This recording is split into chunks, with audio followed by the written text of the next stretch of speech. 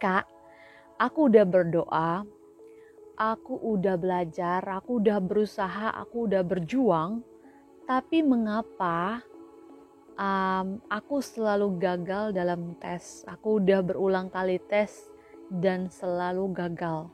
Apakah Tuhan gak mendengarkan doaku? Apakah ada yang salah dari aku? Ketika kita mengikuti tes, apakah kita yakin cuma kita aja yang berdoa, sedangkan orang-orang yang mengikuti tes itu apakah mereka juga tidak berdoa? Apakah mereka juga tidak berjuang? Kalau kita mengatakan faktor berikutnya, keberhasilan seorang anak itu bukan hanya dari doa yang sudah anak itu panjatkan atau kita panjatkan. Ada faktor yang paling penting atas keberhasilan kita, yaitu doa orang tua dan restu dari orang tua.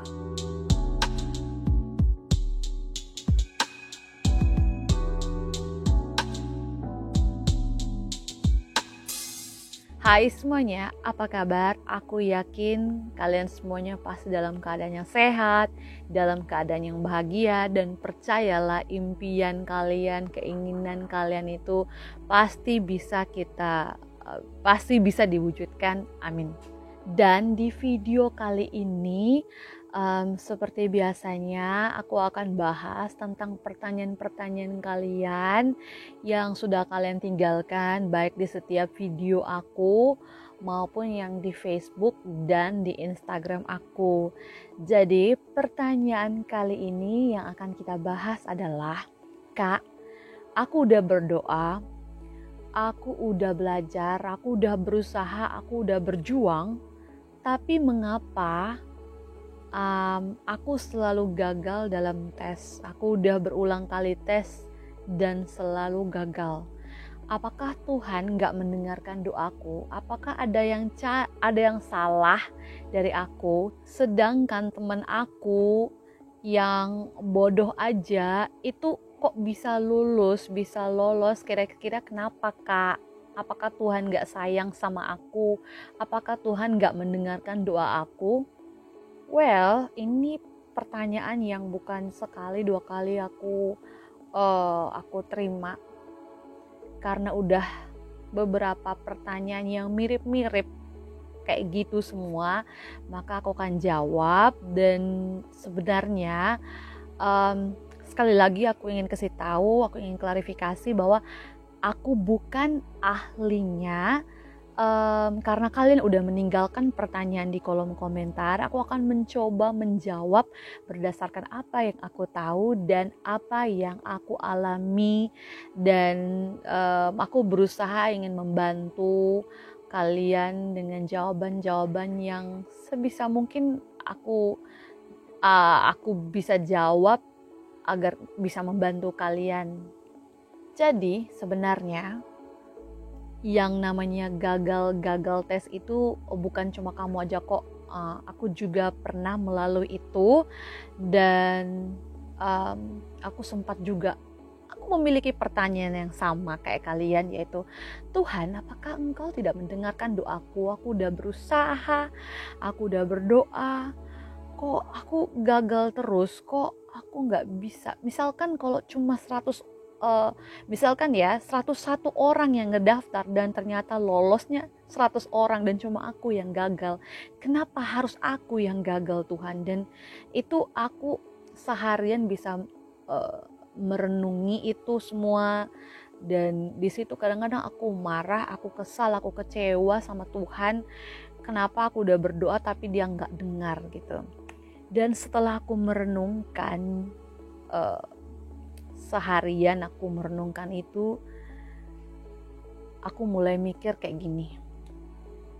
Tunggu. Ketika kita mengikuti tes, apakah kita yakin cuma kita aja yang berdoa, sedangkan orang-orang yang mengikuti tes itu apakah mereka juga tidak berdoa? Apakah mereka juga tidak berjuang? Kalau kita mengatakan bahwa kita udah berjuang, kita udah belajar, terus Apakah mereka yang ikut tes yang lainnya yang udah lulus itu ya, apakah mereka juga tidak berjuang? Apakah mereka juga tidak melakukan sesuatu agar mereka bisa lolos gitu? Jadi jangan pernah berpikir bahwa hanya kita doang yang berdoa, hanya kita doang yang berjuang gitu. Sampai ketika kita gagal, kita lalu mulai marah sama Tuhan, kenapa Tuhan gak mendengarkan doa kita. Dan lalu kalau ada pertanyaan lanjutan kayak gini, tapi teman aku itu bodoh loh, kok bisa dia bisa lolos gitu sedangkan aku enggak gitu. Terus dia itu juga enggak berdoa loh, aku yakin dia tuh paling malas berdoa, tapi terus kenapa dia bisa lolos? Jadi faktor berikutnya, keberhasilan seorang anak itu bukan hanya dari doa yang sudah anak itu panjatkan atau kita panjatkan. Ada faktor yang paling penting atas keberhasilan kita, yaitu doa orang tua dan restu dari orang tua. Apakah orang tua kita itu sudah mendoakan kita? Jadi kemungkinan bahwa teman-temanmu itu bisa lolos sekalipun dia nggak berdoa, sekalipun dia nggak